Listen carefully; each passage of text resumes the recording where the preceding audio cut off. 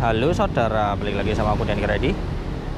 Nah oke, langsung aja di video kali ini aku mau review ini motor, yaitu Kawasaki Ninja 250R tahun 2011 yang baru aja aku dapetin.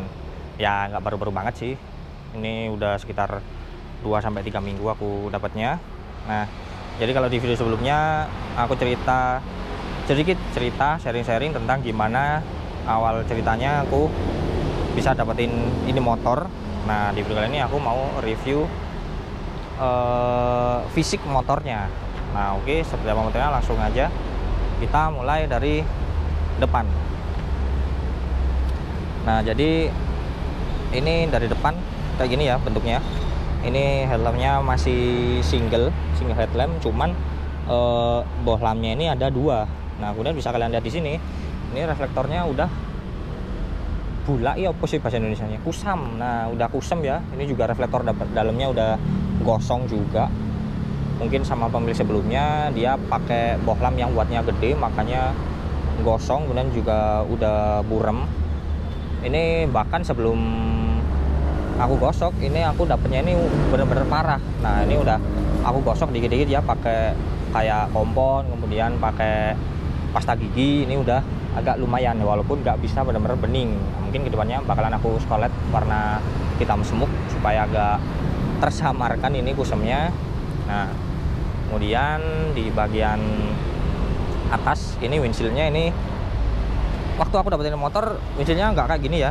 Ini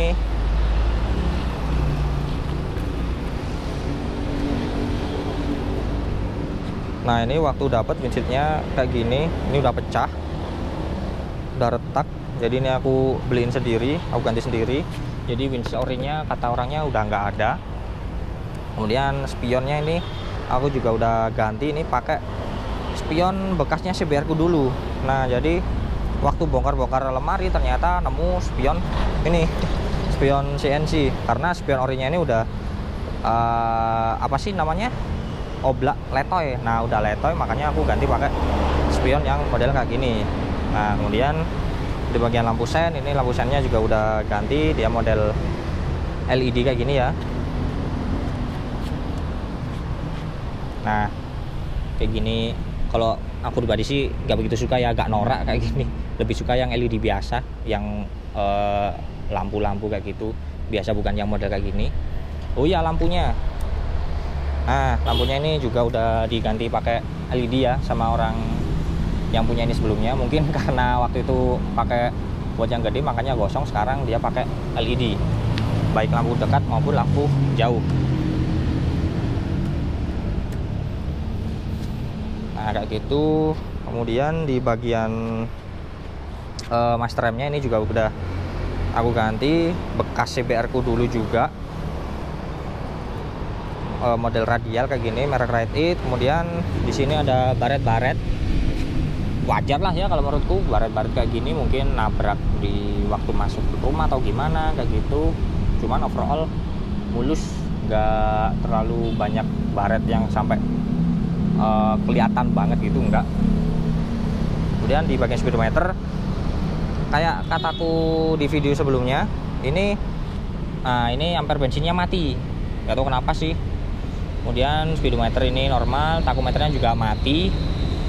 Dan ini juga kalau aku baca di forum Ninja 250R, ini memang penyakitnya Ninja Karbu tahun 2011 yang transisi dari speedometer warna hitam ke speedometer warna putih. Nah jadi memang penyakitnya. Buat aku pribadi sih nggak masalah ya, nggak terlalu mempermasalahkan kalau indikator-indikator ini mati. Yang penting masih utuh. Kecuali kalau udah bolong kayak gitu, nah itu baru aku komplain. Kemudian nah lampu sennya ini masih nyala, lampu jauh, indikator lampunya masih nyala semua.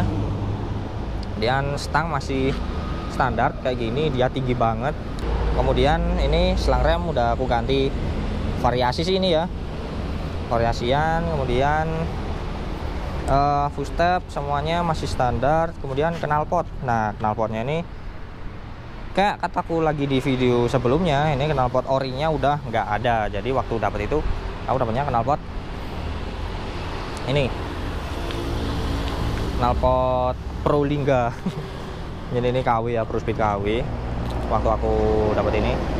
Nah terus sedangkan knalpot Yoshimura-nya ini, jadi waktu aku ngecek di motor tiba-tiba orangnya keluar sambil bawa ini knalpot.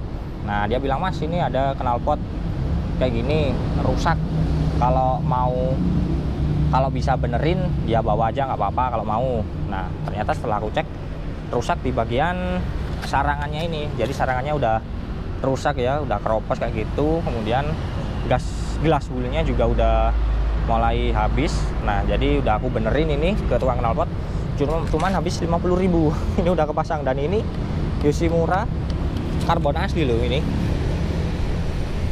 asli karbon, dan harganya kalau aku lihat di pasaran ini masih sekitar mungkin 2 jutaan. Ya lumayan dapat knalpot Yoshimura karbon walaupun nggak dapat knalpot orinya. Kemudian ke bagian kiri. Nah bagian kiri sini masih standar semua ya, nggak ada yang berubah sama sekali, jadi bawahnya ya tetap kayak gini. Kemudian ini hagernya ini aku kasih sendiri, jadi waktu aku dapat bukan hager, tutup rantinya. Nah ini nggak ada, jadi aku kasih sendiri pakai hagernya Yamaha Bison.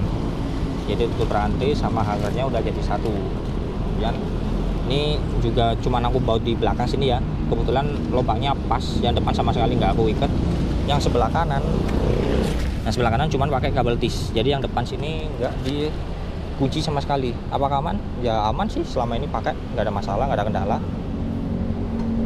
Kemudian di bagian belakang, nah bagian belakang sini juga spakbor orinya udah nggak ada, kata orangnya udah nggak tahu kemana, hilang atau dijual, aku juga nggak tahu.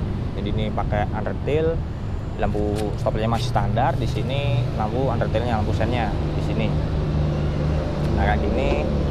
Kemudian bannya ini udah diganti pakai Maxxis ukuran 140. Buat ukuran velgnya ini Ninja 250 yang karburator ini masih kecil ya, cuman 3,5 in ukuran velgnya, jadi kecil banget. Nggak kayak Ninja yang setelah ini yang buat belakang 4 in. Kemudian buat depannya sama aja sih, 2,75 kalau nggak salah. Kemudian sensor speedo, bukan sensor sih, ini masih pakai kabel. Ini masih nyangkut di velg depan kayak gini. Ya overall puas sih, karena aku cuman tukeran aja, sama sekali nggak nambah, sama Semper 150 K45G. Kemudian buat suaranya,